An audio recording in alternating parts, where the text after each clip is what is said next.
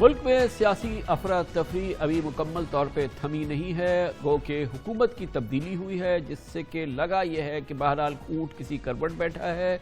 और इसी पूरी सूरत हाल पे मार्केट्स ने पाकिस्तान में कारोबार ने बहुत ही पॉजिटिवली रिस्पॉन्ड किया है और आज पाकिस्तान स्टॉक मार्केट में शेयर्स की रिकॉर्ड खरीदो फरोख्त हुई, जबकि डॉलर के मुकाबले में रुपए भी मुसलसल मुस्तहकम हो रहा है।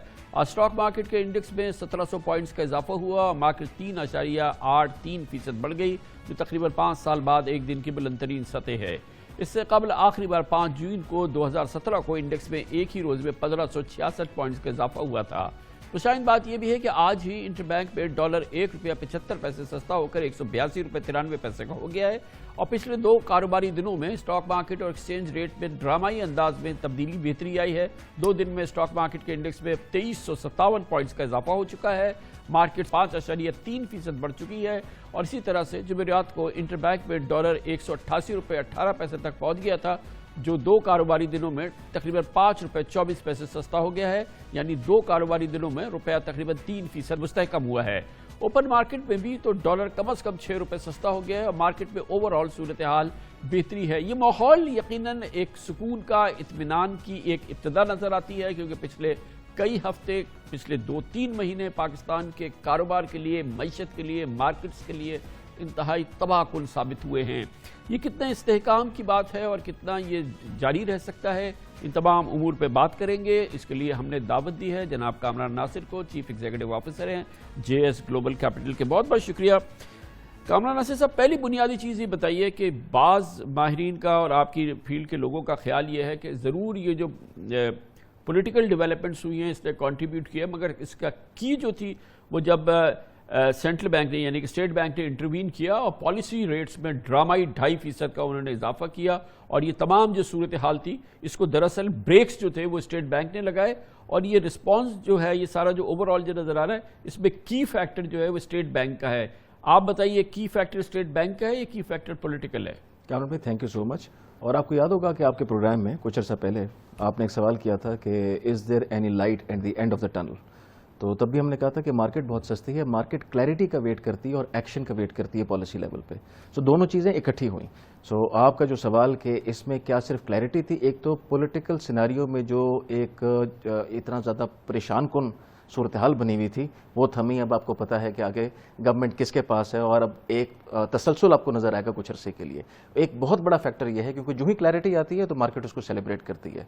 सो एक कंट्रीब्यूशन इस चीज़ का है, दूसरा यकीनन इस बात का है क्योंकि अगर आप ट्रेजरी और बॉन्ड्स की यील्ड्स देखते वो बता कुछ और रही थी और इंटरेस्ट रेट कहीं और था, और वहां पे जब स्टेट बैंक ने इंटरवीन करके उसको रेक्टिफाई किया तो सर्टनली स्टेट बैंक ने भी एक इंदिया दे दिया कि आगे जाते हुए वो एक इंटरवेंशन करके इंपोर्ट साइड को कंट्रोल करना चाहते हैं, क्योंकि करंट अकाउंट डेफिसिट आपका बहुत तेजी से बढ़ रहा था। सो उसको कंट्रोल करने का मैकेनिज्म भी एक फॉर द टाइम बिंग आ गया है। आने वाले दिनों में पता चलेगा कि गवर्नमेंट किस किस्म के मेजर्स लेती है, क्योंकि असल चैलेंज अब शुरू होता है। देखिए, गवर्नमेंट तो अभी फिलहाल कोई इस किस्म की गवर्नमेंट नहीं है, बहरहाल गवर्नमेंट चेंज हो गई है, ये सारी चीज़ें हैं, लेकिन ये कि कोई लॉन्ग टर्म चीज़ें हों, क्योंकि अभी भी एक टर्मोइल है और बहरहाल अभी इलेक्शन नहीं हुए हैं और इलेक्शन ही डिलीवर करेंगे एक स्टेबल लॉन्ग टर्म गवर्नमेंट। अब वो तो अभी चीज़ नहीं हुई है और अभी तो इस गवर्नमेंट ने भी नहीं बताया कि ये 3 महीने के लिए है या 1.5 साल के लिए है। गो कि लग ये रहा है कि शायद इनका ख्याल ये है कि 1 साल कम से कम इसको चलाएं, लेकिन बहरहाल ये काफ़ी अभी तक जो इस मामले में लूज एंड्स हैं वो अवेलेबल है। But is market worried about that fact, उस एलिमेंट के हवाले से? बिल्कुल वरीड है। जब तक आपको मैक्रो साइड पे पता नहीं चलेगा कि क्या होगा तो जो भी तेजी आप स्टॉक मार्केट में देख रहे हैं वो टेम्परेरी होगी, वो फिर कभी लास्ट नहीं करेगी। बहुत इंपॉर्टेंट है कि जो माशी चैलेंजेस हैं उनको किस तरीके से डील किया जाना है। अब जो इकोनॉमिक मैनेजर बैठेगा और जितने मर्जी पीरियड के लिए बैठेगा उसको सबसे पहले तो आइडेंटिफाई करना पड़ेगा कंट्रोलेबल और अनकंट्रोलेबल एस्पेक्ट को, क्योंकि हम आपके प्रोग्राम पे डिस्कस करते हैं कि पाकिस्तान को अनकंट्रोलेबल फैक्टर्स पे भी मईशत में बहुत ज़्यादा मार पड़ी। जैसे आपकी ऑयल की प्राइस थी, आपकी इंटरनेशनल कमोडिटी प्राइस थी और इंटरनेशनली भी इन्फ्लेशन बहुत हाई जा चुका था। उस पर हम गवर्नमेंट पर जितनी भी तनकीद करते शायद इतनी मुनासिब ना होती, ए पॉलिटिकल व्यू अगर मैं आपको दूं। सो इसी तरीके से अब यहां से जो एक चैलेंज बनेगा वो बनेगा कि कौन से स्टेप्स ये लेना चाहेंगे और कितनी मुद्दत के लिए ये इस गवर्नमेंट में होंगे।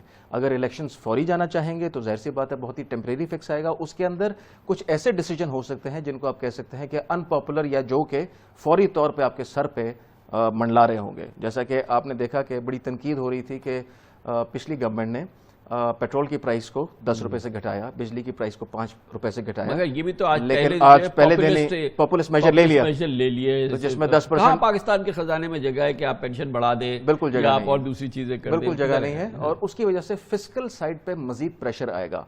आपकी फिस्कल साइड पे रेवेन्यू साइड इज गुड, लेकिन एक्सपेंस की साइड पे बहुत बड़ा प्रॉब्लम बनेगा आपके लिए। और मेरा ये ख्याल है कि पेंशनर्स को फंड करने के लिए हमें कोई रास्ता ढूंढना पड़ेगा। आपकी पेंशन की लायबिलिटी बहुत बड़ी होती जा रही है। अभी तो ये तो इस गवर्नमेंट के लिए जो बड़े 4 सरदर्द है उसमें एक पेंशन सरदर्द है, आपने उसमें मजीद इजाफा कर दिया।